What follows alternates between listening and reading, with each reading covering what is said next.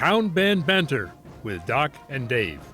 Every week, two longtime friends and colleagues in the world of music, David Price and Donald Doc Smith, get together to discuss the triumphs as well as the twists and turns of lifelong learning for the dedicated members of thousands of civilian community music ensembles of every shape and size.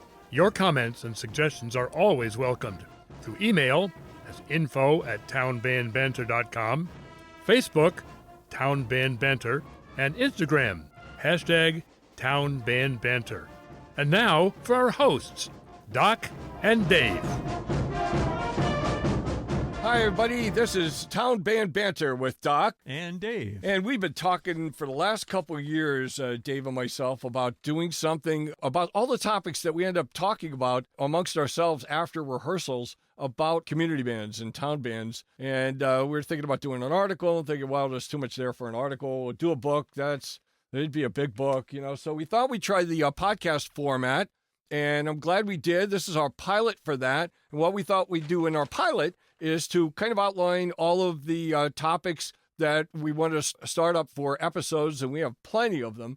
And then lean on you a little bit too. You could contact us through our social media. Of course, it'll be townbandbanter.com is the website. The email will be info@townbandbanter.com. We'll have Facebook page, Town Band Banter, and @Town Band Banter for Instagram. So, we'll be anxious to hear your suggestions and comments along the way. But for right now, we'll start with a little brief history of our backgrounds, like where we started. So why don't you start with yours, Dave?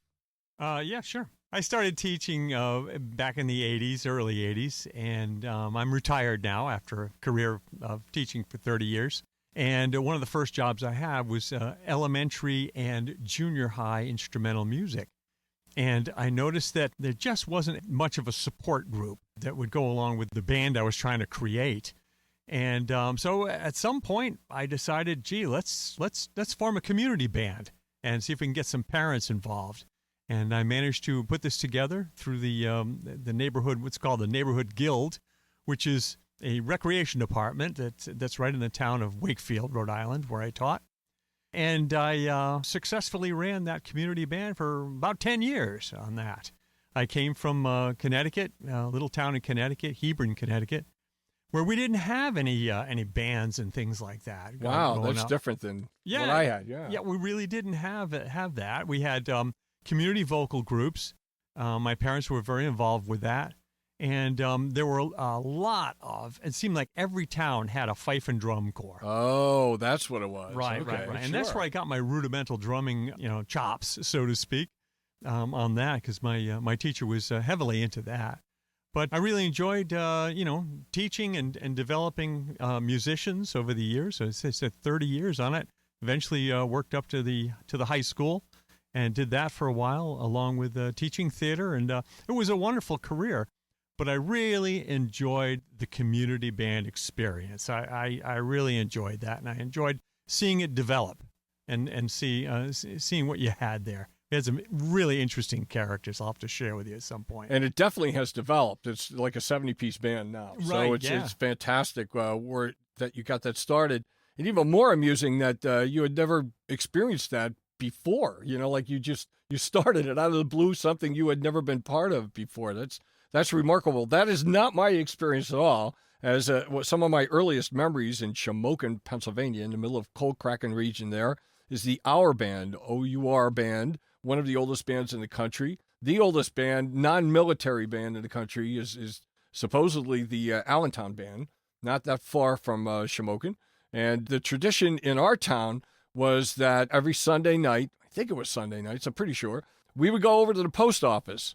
Now, why would you go to the post office on a Sunday? Because they would clear off the loading dock at the post office, and that would be the stage. That's where the band would set up. Right. And they would make sure all the trucks and cars were out of the parking lot, because that's where we set up our lawn chairs and would listen to a concert at twilight every Sunday night. And that was one of my earliest memories.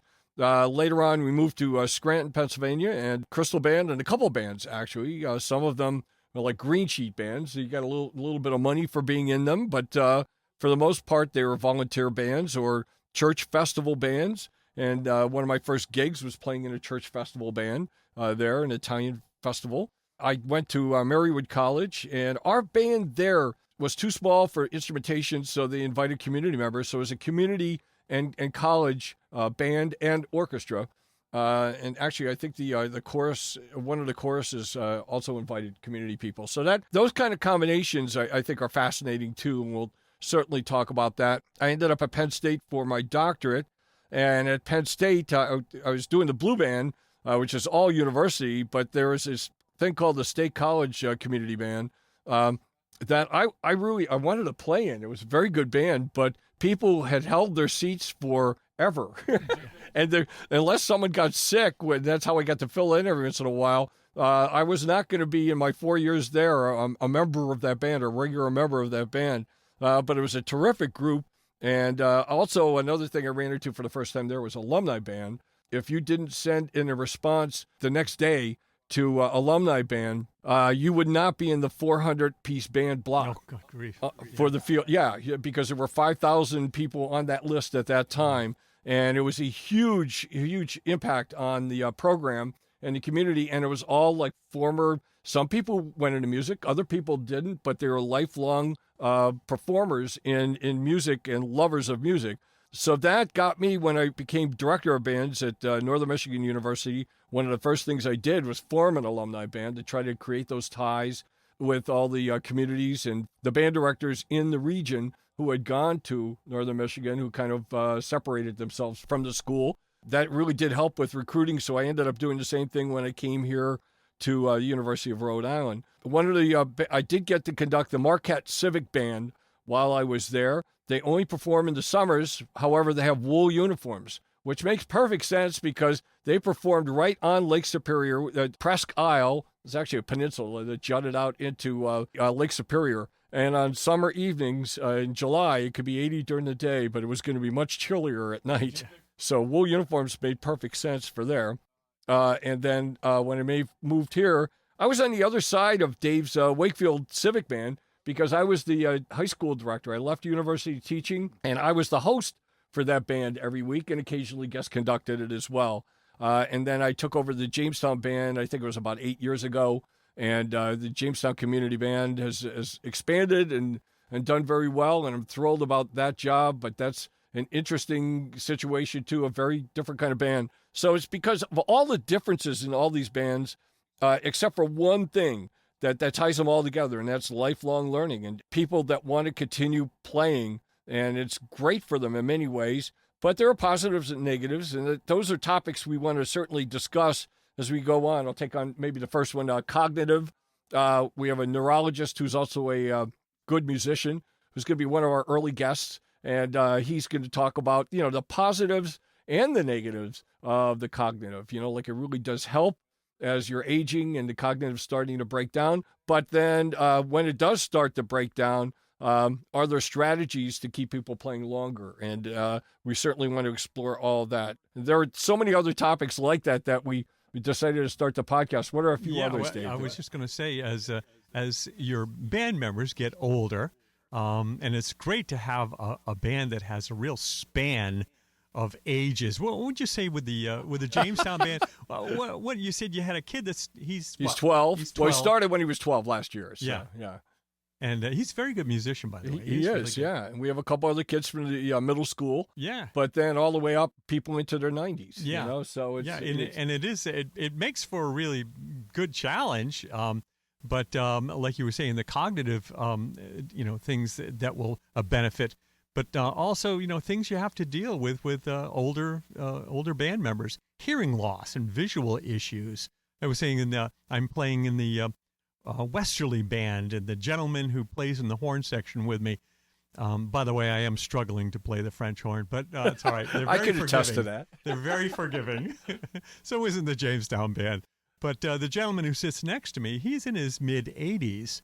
And he just had cataract surgery, and so he's wearing trifocals now in order to see his music. But he's still at it. He works at it. He's a pretty darn good horn player too for his age. He does well. But those are all things you deal with. As well as physical issues. We talk arthritis and repetitive motion injuries. We have a young lady who just graduated from conservatory, and she's struggling with some injury from that as a youngster, but that happens all the way through. So there are many more things we could do about that. I remember when I was in college, no one talked about it at all, and it's just started coming up as part of the concerns for students that, over practicing or practicing in the wrong way. So all of that started being more explored and addressed sometime in the 80s or 90s. I forget exactly when, but that'll certainly be one of the topics. And then a new topic is that at least a way of saying it is SEL, the social emotional learning. And that certainly is something that I'm sure draws a lot of people to this lifelong love of being in band and staying in the community band for that time. Yeah. So anything else? I'm sure that other topics are going to come up, and we'll listen to you as well about issues that our audiences run into. But all of that mixed in with Snowbirds, we perform. Jamestown performs year round, so we kind of like have a summer band, spring band, and then a winter band, because a lot of our folks who are older retired members go to the warmer climates in the South for the winter, and then they rejoin the band sometime in the spring. And so then it's two different kind of bands as we go through. And then all sorts of other issues, too, as you're going through the whole year. So retaining instrumentation consistency is quite a balancing act, quite a challenge. Absolutely. And is with most bands. How would you, for example, how do you figure out what repertoire you're going to play for any concert if you're not really sure what you're going to have for instrumentation? It's a heck of a challenge. So it's a huge challenge, and I had, when I was in Lancaster for 1 year, lived there working at a mom and pop music store. It was right next to a senior care facility, and we'd have people start coming over and buying instruments because they formed a band, and it was great. And he goes, we don't do a lot of things that feature individual players because we rehearse on a Wednesday and we don't perform until the weekend, so anything could happen. And they used to joke about it, like it wasn't, they weren't serious about that. And I thought, how wonderful is that for this band? And these folks would come in, men and women would come in all excited about being able to play again after not having played for 40 or 50 years. So that's it. We have someone who just started, joined the band. The joke in the Jamestown band is that it's a select ensemble. I announce this every concert. Whoever selects to be in it is in it. Right. And a lady came up after the concert and took me up on it and said, I don't play a band instrument, but I always wanted to. Right. I don't play a band instrument, but I always wanted to. Could you help me with that? And she's now our mallet player. Yeah. So, and she's doing fantastic. fantastic. Does a good job, too. She really does. Well, she's an emeritus professor, so she's not a dummy, and she really learned quickly. So repertoire is huge for anything in music. I found that is the secret to my career. David said that he's retired. I'm recently retired, too, so that's another reason we have time to do this, Right. and reflecting on things that we did all through our whole career.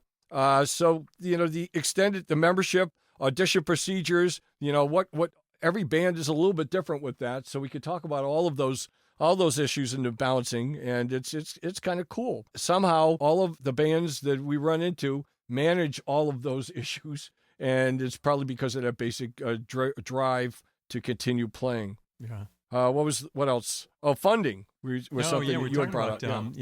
If you were going to start a band, for example, how do you go about doing this? Where do you get the funding for this? And it does play a part. You got to be able to buy music, sometimes supply instruments, and at times you have to pay for a place to be able to not only perform but also to rehearse. Jamestown just had a change there about a year ago.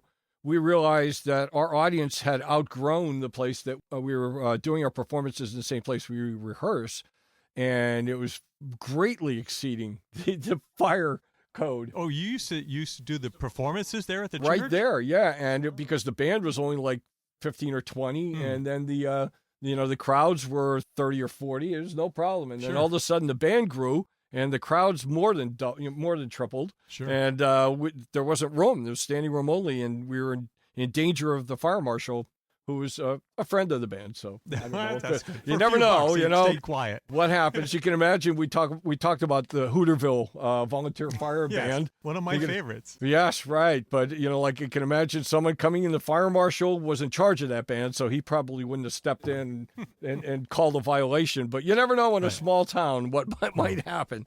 So, all of those issues and many more, we're expecting to do an episode a week, about 30 to 45 minutes, closer to the 30-minute, and focus on a different topic every week. And we'll be very interested to hear what you're interested in. Again, our social media is, the email is info@townbandbanter.com. The website's townbandbanter.com. And our Facebook will be just townbandbanter, and Instagram @townbandbanter. So we're looking forward to hearing from you, and really anxious to get started with our first episode, which I think we're going to focus on the why are there community bands and a little bit of the history of some of the bands we've run into over the years, and how fascinating that is as we're doing a little bit more research too. Sounds like a good place to start. Okay, until next time, this has been Town Band Banter with Doc and Dave. Just keep on playing.